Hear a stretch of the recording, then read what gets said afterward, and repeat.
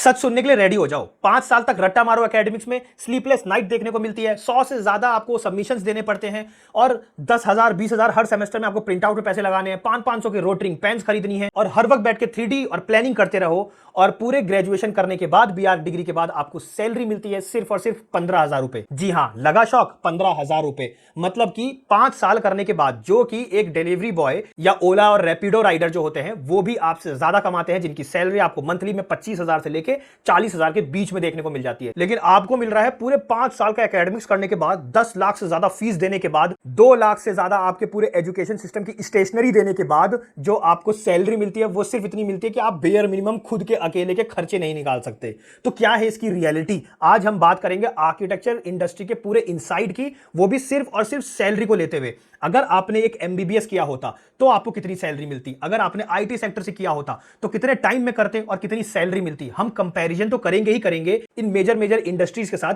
साथ में आपको बताऊंगा कि आप अपनी सैलरी को कैसे इंक्रीमेंट कर सकते हो। क्या यह फील्ड गलत है या फिर हम अर्न नहीं कर पा रहे, और क्या सिर्फ हम नहीं कर पा रहे या हमारे फैटर्निटी की गलती है, क्या है पूरे सिस्टम की सच्चाई, उसके ऊपर हम बात करेंगे। वीडियो को लास्ट तक जरूर से देखिएगा, हर एक चीज की रियल इंसाइट और एनालिसिस के साथ बात करूंगा मैं इस पूरे वीडियो में।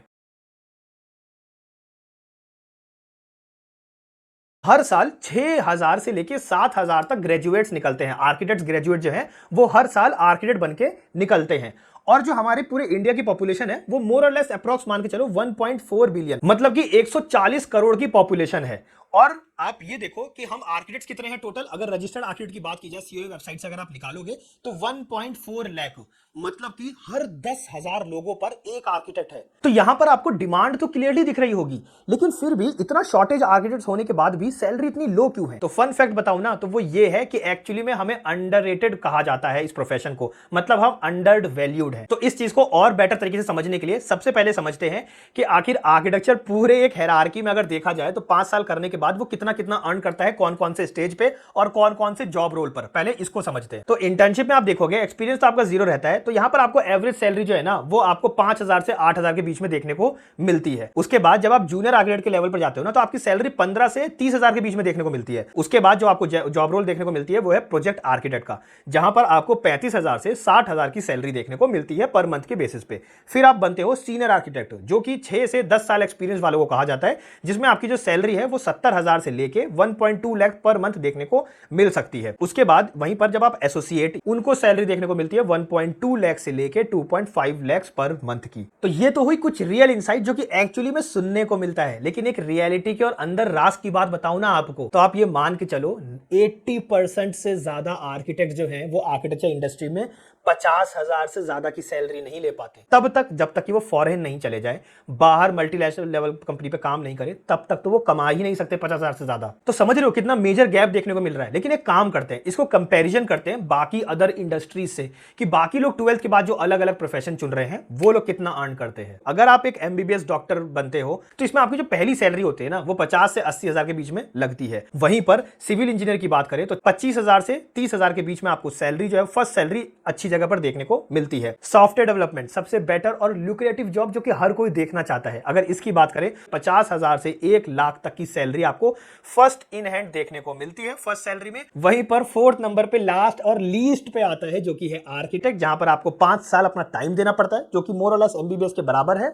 उसमें भी जो आपकी फर्स्ट सैलरी वो 15,000 से 30,000 के बीच में लगती है। और उसमें मैंने आपको रियलिटी बता दी कि 10 साल काम करने के बाद, एक्सपीरियंस करने के बाद 70,000 भी लिखा हुआ है यहां पर कि आप 70,000 ही कमाओगे, मतलब लाख भी नहीं पहुंचे। लेकिन इतना डिमोटिवेट होने की जरूरत नहीं है। एक्चुअली में आर्किटेक्चर को ना कछुए की रेस मानी जाती है, क्योंकि आर्किटेक्चर जो है वो कछुए की तरह धीरे धीरे चलता है और तब जाके ये पीक पे होना स्टार्ट करता है। मतलब कि आर्किटेक्चर ही एक अकेला एक ऐसा प्रोफेशन आपको देखने को मिलेगा जो आप डे 1 से फुल फ्लेज खुद का बिजनेस ओपन करके स्टार्ट कर सकते हो।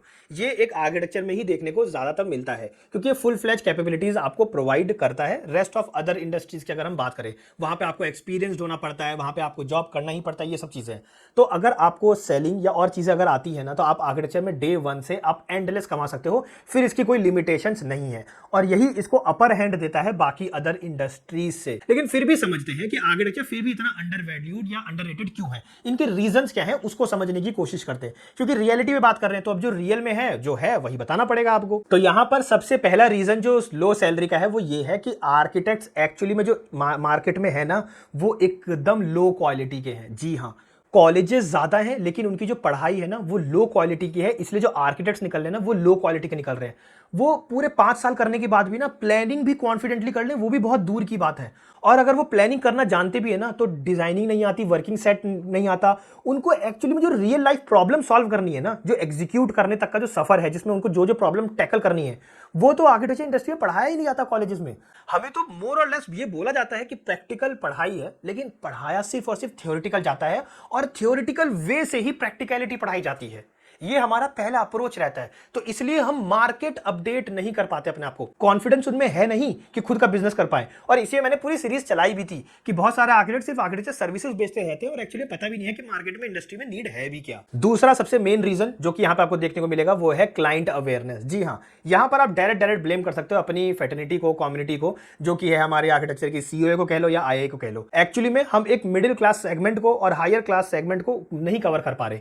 जो नए आर्किटेक्ट्स निकल रहे हैं वो हायर सेगमेंट के क्लाइंट को लेने में डरते हैं, और जो मिडिल क्लास के लोग हैं जिनको हम ले सकते हैं वहां तक हमें कैटर करना नहीं आता, क्योंकि वो हमारे बारे में नहीं जानते। उनके पास मल्टीपल ऑप्शंस है, इंटीरियर डिजाइनर से करवा लेंगे, कॉन्ट्रैक्टर से करवा लेंगे या फिर सिविल इंजीनियर से करवा लेंगे। आर्किटेक्ट को तो वो ऐसा समझ के बैठते हैं कि वो सिर्फ प्लानिंग करते हैं या फिर बहुत ज्यादा फीस लेते हैं बेसिक प्लानिंग करने का भी।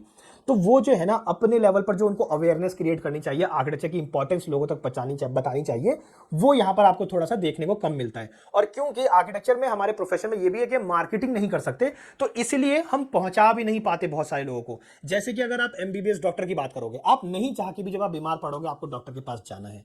आप अपना बिजनेस कर रहे हो या जॉब कर रहे हो, नहीं चाह के भी जब आप अर्निंग करने लगोगे तो आपको सीए के पास जाना है। उनके पास भी लाइसेंस होता है, वो भी 5 साल की पढ़ाई पढ़ते हैं, लेकिन यहां पर तो आपको नहीं चाह के भी जाना है। लेकिन आर्किटेक्ट के पास चाह के और नहीं चाह के भी क्यों ही जाना है, ये तो पूरा ऑप्शनल दिखता है क्या कि ऑप्शनल है, जाना है तो जाओ, नहीं तो बहुत सारे लोग मार्केट में बैठे हुए उनके पास चले जाओ। तो ये अवेयरनेस नहीं क्रिएट हो पा रही। तो यहां पर आपको अपने ऊपर लेने की जरूरत नहीं है, यहां पे आप ये कह सकते हो कि हमारी फर्टिलिटी को इस पे काम करना चाहिए। और लास्ट रीजन जो कि मैं सबसे इंपॉर्टेंट मानूंगा वो है आर्किटेक्चर बिजनेस माइंडसेट नहीं होना। जी हाँ, पूरी कॉलेज पढ़ाई करने के बाद 5 साल का आप एक्सपीरियंस भी ले लो, आप 10 साल का भी एक्सपीरियंस ले लो, तो भी आर्किटेक्ट जो निकल के बनते हैं ना 10 साल बाद वाले भी, उनका भी बिजनेस माइंडसेट नहीं होता। वो बस ये सोचते हैं कि हमें पूरी आर्किटेक्चर सर्विसेज सेल करनी है, एक फॉर्म खोलना है, चाहे तो ऑनलाइन चाहे ऑफलाइन, फिजिकल या वर्चुअली कैसे भी आप ओपन कर लो, या तो इंस्टाग्राम पे पेज बना लो या कैसे भी, और बस पूरी आर्किटेक्चर सर्विसेज बेचनी है। मैं इंटीरियर भी करता हूँ, एलिवेशन भी करता हूँ, लैंडस्केप भी करता हूँ, साथ में आप अर्बन डिजाइनिंग भी कर लूंगा, मैं टंकी प्रोजेक्ट भी लेता हूँ, मैं सिर्फ प्लानिंग भी करता हूँ, मैं जो है विजुअलाइजेशन भी कर लेता हूँ,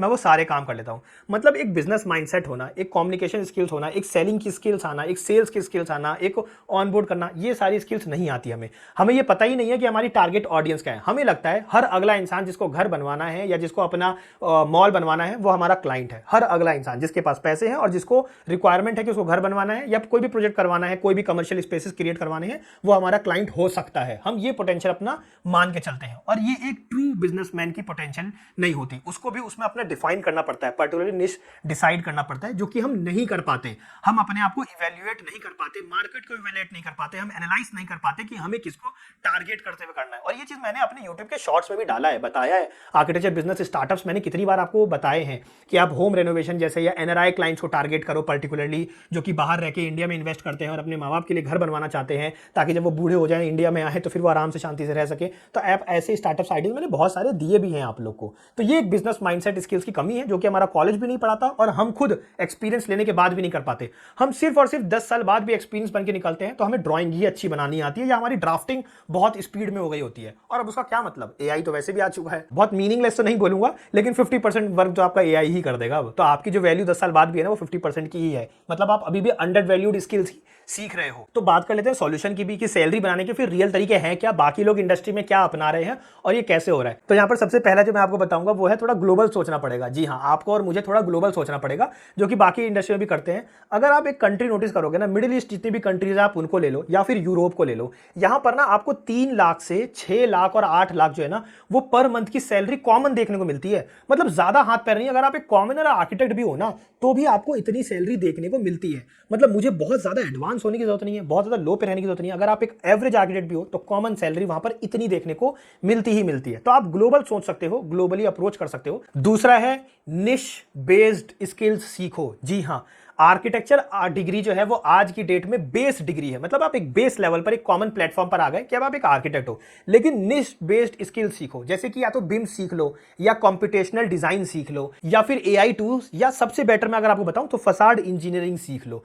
जी हाँ, ये कुछ निश बेस्ड स्पेशलाइजेशंस है जो कि अगर आप करते हो ना तो आप एक पर्टिकुलर निश चूज करते हो, और जैसे ही आप निश चूज करते हो ना तो आप एक कॉमन प्लेटफॉर्म से उठकर एक अपर हैंड में चले जाते हो, और यहां पर आपको जो सैलरी है ना वो काफी लुक्रेटिव देखने को मिलती है। मोर और लेस आप ये मान के चलो 2.5x से लेके 5x तक आपकी सैलरी हो जाएगी आराम से, अगर आप एक निश बेस्ड इंडस्ट्री चूज करते हो और उसके बेस पे स्किल्स जो है वो सीखते हो। इसी के रिगार्डिंग हमारा कोर्स भी है, आप रेविट का कोर्स हमसे ले सकते हो, आप हमारे mastering in working drawing course जो है वो हमसे ले सकते हो। चैट जीपीटी फॉर आर्किटेक्ट सबसे बेस्ट कोर्स और न्यूली लॉन्च्ड कोर्स है, वो आप चेकआउट कर सकते हो। यहां पर हमने आपको एआई से एलिवेशन प्लानिंग हर एक चीज सिखाई है, इवन बिजनेस कैसे क्रिएट करना है वो तक चीजें हमने सिखाई, और आपको प्रॉम्प्ट जो है उसके भी दिए हैं, तो आप ये जरूर से चेकआउट कर सकते हो हमारे। लेकिन हाँ, स्किल बेस्ड को आप अटर मोस्ट प्रायोरिटी रख सकते हो कि ये तो आपको सीखना ही पड़ेगा। इवन अगर आप ये पहले पॉइंटर पे भी जाओगे ना, मिडिल ईस्ट कंट्रीज में भी, या फिर अगर आपको जाना है यूरोप में भी, तो वहां पर भी आपको बिम देखने को मिलेगा ही मिलेगा। तो स्किल्स तो अगेन आपको निश बेस्ड चाहिए ही चाहिए, तो यह तो आपको सीखना ही पड़ेगा एट द एंड। और तीसरा और सबसे मेन स्किल्स जो कि कोई बीट नहीं कर सकता, पर्सनल ब्रांडिंग क्रिएट करो। बिजनेस स्किल्स में स्पेशली सेल्स क्रिएट करना सीखो। थर्ड, अपनी टारगेट ऑडियंस बनाना सीखो। एंड उसी के अंदर फोर्थ बताऊं तो इंस्टाग्राम को मास्टर कर लो। जी हाँ, ये 4 स्किल्स बिजनेस स्किल्स के अंदर आता है। अगर आपने ये चीजें सीख ली सब स्किल्स के अंदर, ट्रस्ट मी, आपको कोई नहीं रोक सकता। तो ये था पूरा हमारा रियल इनसाइट। मैं अगर अपना ऑनेस्ट ओपिनियन दूं ना, अगर आप मेरा जानना चाहते हो तो मैं आपको ये बताऊं, आपको 20,000 ही मिलेंगे। जी हाँ, अगर आपको सिर्फ और सिर्फ ड्राफ्टिंग ही आती है ना, देखो अगर आप आर्किटेक्चर की डिग्री ले लो और लेबर चौक पे जाके खड़े हो जाओ, तो आपको पर डे के 10,000 नहीं मिलेंगे, पर डे के 800 ही मिलेंगे। जो उस लेबर चौक पे काम करने वाले की वैल्यू है वही ही आपकी वैल्यू लगाई जाएगी, चाहे आपके पास डिग्री है, लेकिन स्किल्स आपके पास लेबर की है और आप लेबर वाली जगह पर खड़े हो, तो आपको 800 ही मिलेंगे पर डे के, है ना। तो वैसे ही है, अगर आपको सिर्फ ड्राफ्टिंग ही आती है 10 साल बाद भी, आर्किटेक्चर करने के 10 साल बाद भी सिर्फ ड्राफ्टिंग ही और एलिवेशन ही बनाना आता है ना, तो उतना ही पैसा मिलेगा जितना एक ड्राफ्टमैन को मिलता है। तो आपको अपने आप को स्किलफुल करना पड़ेगा। तो मेरा ऑनेस्ट रिव्यू ये कहता है कि प्रोफेशन में कमी नहीं है, हमारे माइंडसेट में इशू है। हमें अपने माइंडसेट को एक बिजनेस माइंडसेट की तरफ लेके जाना होगा। ऑफ कोर्स जहां पर प्रोफेशन मैटर करेगा, लेकिन एक बिजनेस माइंडसेट की तरफ लेके जाना होगा, तभी आपका जो ये पूरा आर्किटेक्चर का गेम है ना, और ये पूरी फैटर्निटी है, वो चेंज होगी और एक अलग लेवल पर जाएगी। तो आई होप सो कि आपको मेरे इस वीडियो से काफी ज्यादा वैल्यू मिली होगी। जाते जाते बस मैं आपको यही बात बोलूंगा कि आप हमारे कोर्स को चेकआउट कर सकते हो, mastering in working drawing, chat GPT for architect. ये 2 कुछ ऐसे कोर्स हैं जो कि आपको आज की डेट में लेना चाहिए।